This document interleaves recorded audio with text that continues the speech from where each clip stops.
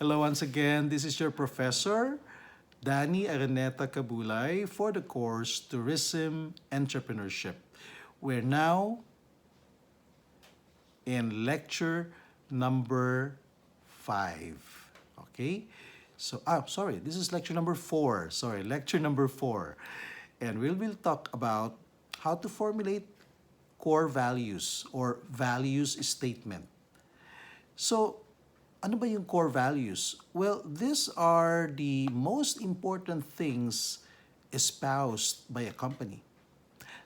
Parang tayo, mga tao, meron tayong values, moral values. Okay? So, what are our values? What are the things that we live by? Okay? Companies are the same. They have values. Maybe honesty, maybe patience, maybe enthusiasm, or maybe cooperation. Those are examples of values. Leadership, excellence, service. Okay? So, there are 4 attributes of a good values statement or core values. Number 1, it has to be positive.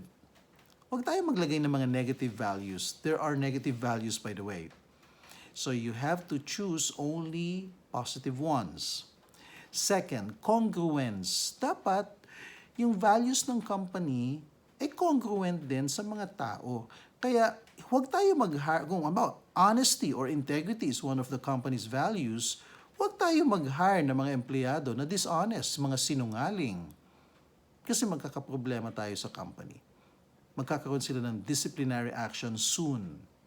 Okay? So that means naka-align lahat ng empleyado. So it has to be congruent. And usually, the values of the owners are a big influence in formulating the values of the company. So kayo ang gagawa ng negosyo, kayo ang gumagawa ng business plan. So ano ba yung mga values na mahalaga para sa inyo? Most likely, yan din yung magiging values or core values ng company na pinopropose nyo. Third characteristic, it must be linked to the mission and vision, which we mentioned earlier. Number 4, it has to be lived every day by all employees. Isinasabuhay ang mga core values. Hindi lang siya nakalaminate or pinapaskil, finiframe. No, isinasabuhay yan. Okay? Here are examples of values. Dolores Hotels and Resorts. Favorite ko silang i-bash. Okay. God-fearing, check. Integrity, check. Teamwork, check. Commitment, pwede rin. Excellence, and loyalty. Finally, they got it right. Pwede na yan. Kasi, who can argue with values? Okay? It's relative. So that means, values of people may vary. Okay? So they come in sets, okay? So you formulate your set of values. Let's look at Quantum Hotels and Resorts. Okay, they have several hotels in Metro Manila. Here are the values of this chain of hotels and resorts. Professionalism, integrity, loyalty, teamwork, innovation, and finally, work-life balance. Maganda ang kanilang values, okay? So, they are something that can be followed by everyone, okay? Kaya kung magsha-shopping tayo ng values, you go to the next slide. Ano ba itong mga desirable corporate values? Naku, ang dami nito. Integrity, diligence, resilience, perseverance, quality, courtesy. So, it's up to you. Pumili kayo. Yun nga lang, ang warning ko, huwag masyadong madami. Yung iba nga gumagawa pa ng acronym. No? So, para lang, pero huwag niyong pilitin kung hindi kaya makabuo ng acronym. So, some companies, they only have 3 values. Example, NBI, National Bureau of Investigation. Diba? Diyan sa Taft Avenue, ang opisina nila. NBI, just like the acronym NBI, 3 rin ang kanilang values.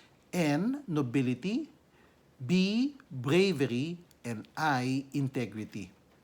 NBI, madaling tandaan, hindi ba? Dapat yung values madali ring matandaan ng mga tao para madali nilang maisabuhay. Now, for your project, I want you to choose the core values that you want to espouse in your project, in your proposed company. Okay? So, huwag masyado madami. Dapat tama lang. Maybe 3 to 5 will do. Okay? Kung talagang napakaraming values na gusto mong isali, maximum na siguro yung 8. Okay? Here are some examples. Araneta Coliseum is one of the biggest venues for big events in the Philippines.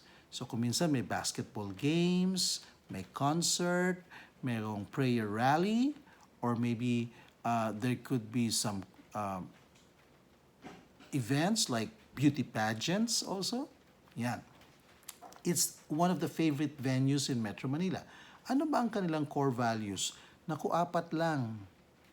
Stewardship, excellence, innovation, and integrity. Okay? Simple lang. Well, I used to work in Hyatt before. I was a former HR director of Hyatt in Manila. And alam niyo sa Hyatt, napakasarap magtrabaho sa Hyatt kasi napakahusay na kumpanya yan. Okay? So if you get a chance, Hyatt is a good brand to work for. Okay? Now, maraming klase ng Hyatt. Yung Park Hyatt, maliliit na Hyatt yan. Mga 200 to 300 rooms. Hyatt Regency, mga 300 to 500 rooms. And then the big one, the Grand Hyatt. Pag Grand Hyatt ang isang hotel, malaki yan. Usually 500 guest rooms and above. Okay? So here is Grand Hyatt in Jakarta. It has a beautiful lobby. No? Hagdanan pa lang. Wow. Okay? So ano ba ang core values ng Hyatt Hotels and Resorts? 5 lang.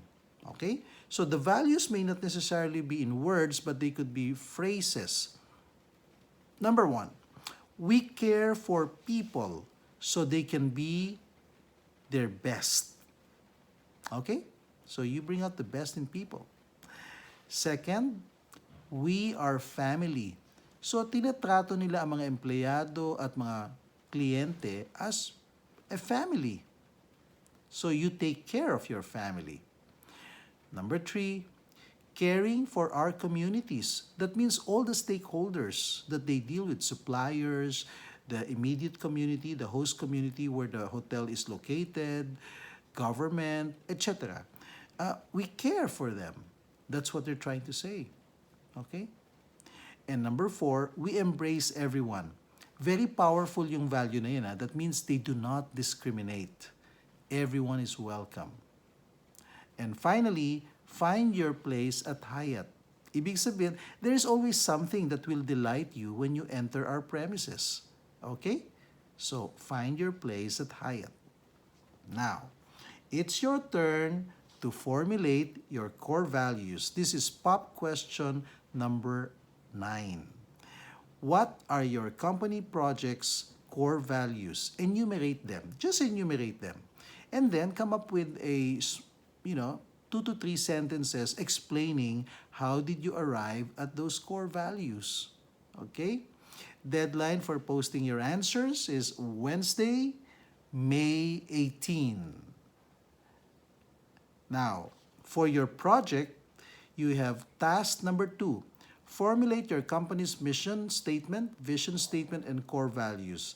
You have to submit this as a team, as a group. Only one submission in your group's group chat. Okay? So I can read it there. Not in the UST Blackboard. Okay?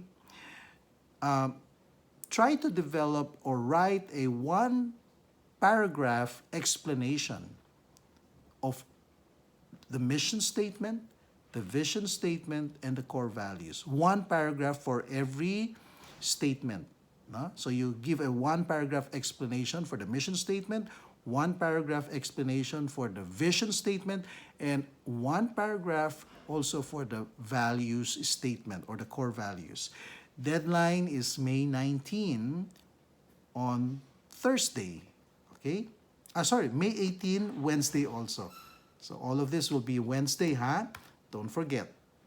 So we're closing this lecture with another goodbye word, foreign word, and I'm gonna teach you Spanish this time.